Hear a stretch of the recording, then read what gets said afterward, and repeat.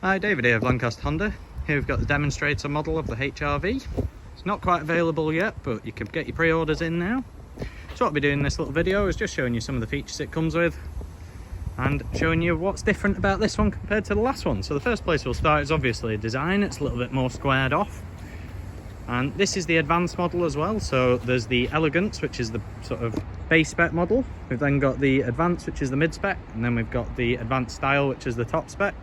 They're all very, very well spec. They all come with the same engine and drivetrain. So it's more just the features you want really that dictates which one you'd go for. So this one does also have an additional privacy glass spec on the back.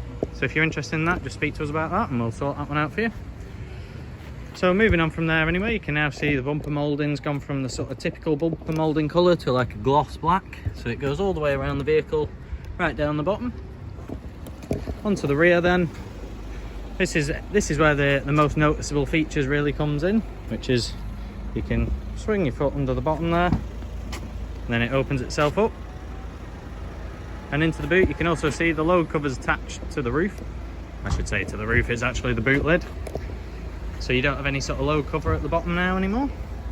And as you can also tell, what I've done is I've taken this video in the dark as well, so well, it's not quite dark, it's sort of going down. And as you can see, lights in the boot there. Nice and easy to see. You wouldn't think it's sort of going dark when you look outside, but it is a little bit. And what I've also done is I've thrown a big puffer jacket of mine right into the side there, so you can see how much space is in the boot. So that's an XL. And as you can see, quite a lot of space still in there. There's also these that cover the bottom as well, so what we'll do, just put the seat down, and as you can see it is completely flat, that one. There's also a little bit of space under the floor, so what I'm going to do as well is use that same jacket and pop it in the boot. So you can see quite a lot of space. You could still get a bit of shopping on top of that as well, and there's a very tiny little area there if you've got something small you want to keep out the way. So then just into the sides as well, it's quite a bit more space on that side. We've also got a little lashing point down at the bottom, and on the other side there's a little bit of storage as well. You could also keep something in there. However, behind that one, that's where your inflation kit and the fluid for it is kept. Goes back in quite easily as well. And then just before we move away from the boot, you can also set the boot height. So if you press the button it starts going down. And what you can do is just set it there. It means that if you don't want the boot all the way up, you can adjust it, and then you can also hold it like that. So say you've got a slightly lower garage roof, you can just set the boot height so it doesn't come all the way up and hit the roof. So there's also a second button up here as well, and what that is it's the walk away close. So for example, you come in, you've got too much in your hands, you've got to open it with this sort of swinging your foot underneath there. It'll then open itself up, pop all your stuff in there, get to wherever you're going. And the big issue you might find then is when you take everything out again, how do I shut the boot? My hands are full on the way in, they're also full on the way back out again. But you press that button there, it's illuminated, all you've got to do, walk away from the vehicle, eventually get out of range, and it just closes itself up. So the vehicle also comes with keyless entry and keyless start, so I'll just demonstrate how the keyless entry works.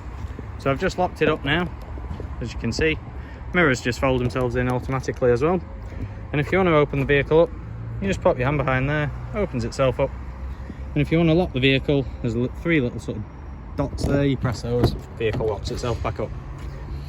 So inside the vehicle now, first thing we've got is the air vent, and the way that works as well is you've got off down there, you've got your standard open there, and then you've also got this new diffuser system. So what it does is it sort of spreads out as it comes out, which means that your rear seat passengers get a little bit of ventilation in there alongside the vent in the back. So I'll just start the engine as well now so you can see the new design. I'll just see if I can angle my phone out of the way a little bit so we don't have the light shining right off it. And I'll just turn the volume right down as well. So in the screen here, you've got charging as well. So what it is right between the green and the blue is where it should sit most of the time. What I'll do is I'll just clear off that. So when the vehicle's just sat stationary, it'll sit right between those. And then when you brake, it'll go further into the green, show you regenerating the battery. And then the blue is how much of the charge you're using. So it's not necessarily a rev meter, the way it works, if you plant your foot down, you should see that needle go right over as it would in any normal vehicle. But in the hybrid, it's showing how much power usage you're using. So, sorry, I just clicked the camera there. But what it'll do is it'll show you're using loads of the charge up, and then if you start braking, it'll go down into the green, show you regenerating that charge again. So right in the centre, you've also got your normal sort of screens you'd expect there. But what you can do is if you press the little home button just here under my thumb, you can flick through a few options. So you've got your power and charge, your power flow. This is personally my favourite one. Shows you where power's coming from. So at the minute it's just flicked into EV mode. This is again something that the previous HRV didn't have, as it wasn't a hybrid. So when you're in fully electric mode, that'll just pop up there, and then it'll more than likely show power either going back in or back out of the battery, unless you sat completely stationary like I am, in which case it's not pulling any power from anywhere, it just goes in EV mode, save you a bit of fuel. So over onto the centre console now. It's got a similar setup to the previous HRV, except the screen's a lot more responsive now. It's a little bit bigger and a bit nicer laid out. So as you can see, you press something, straight away it happens. Press the home button there again, straight back to there. And your navigation, which used to be a little bit slower again, loads up almost immediately now. So we're not on a digitised road because we're currently on the Lancaster Honda car park, but you can see our location there. And we just hit home again, straight back to the home screen. So nice and efficient, very quick. You've also got heated seats on the mid-spec model now. As I said, that's the one we're in, so don't be surprised it's not the top spec. The top spec model does come with a two-tone roof. You get roof bars on that one and a subwoofer in the boot. So you don't need to go for that one, but there are a few features some of you may desire on there. So there is a bit of a redesign down here as well. So you've got all your climate control functions on there, and I was wondering when I was getting a bit warm. I think I'm a little bit happier at 19 degrees. So I'll leave that as it is there. And then you've got your on-off button right in the middle, synchronized, so it's dual zone climate control on this model. You also get it on the top model. And if you turn off synchronize, you can then just adjust them separately. So you can see the temperature there being adjusted on that side. And if I start adjusting driver's side, completely separate them. Or you can just press synchronize again, bring them back to the same temperature, and you're good to go. So just beneath there, you've got USB port on the passenger side and on the driver's side, and a little sort of shelf to keep something in if you want. Then below that, you've got another little storage area. If you go for the advanced style model, that will be a wireless charging pad for your phones. And there's also a little 12-volt socket just hidden away under there if you want to charge something underneath. So then onto the other features as well that weren't standard on the last model. You do get an automatic gearbox in every single model that's now released to the HRV. You've got your park, reverse, neutral, drive, and then that's your regenerative braking mode. So if you jump in that, it'll try and regenerate a little bit more power when you come off the throttle, and it'll sort of apply the brakes a little bit itself. Then you've got your cup holders here, as you'd expect, and which wasn't standard on the last one, is you've now got drive mode. In fact, I say it wasn't standard, you didn't actually have options for drive modes in the last one. So now what you can do is you've got your economy mode there, your normal, and then your sport mode. So it's fairly obvious which one you're in because, as you can see, all the background changes. So you've got nice greenery with the economy mode, standard sort of road, and then if you go in sport mode, you get a bit of red lighting everywhere. So we'll leave it back in normal there. And it does change the way it drives quite significantly when you flip those modes. Reason being is what it does, it affects how the batteries are working, how the motors work. So when you're in sport mode, it's not about trying to keep your fuel consumption down, it just gives you loads of power out from the electric motors and the battery alongside the engine. And then if you want to go in economy mode, it'll try and recoup energy from everywhere and sort of get you better miles per gallon over everything else.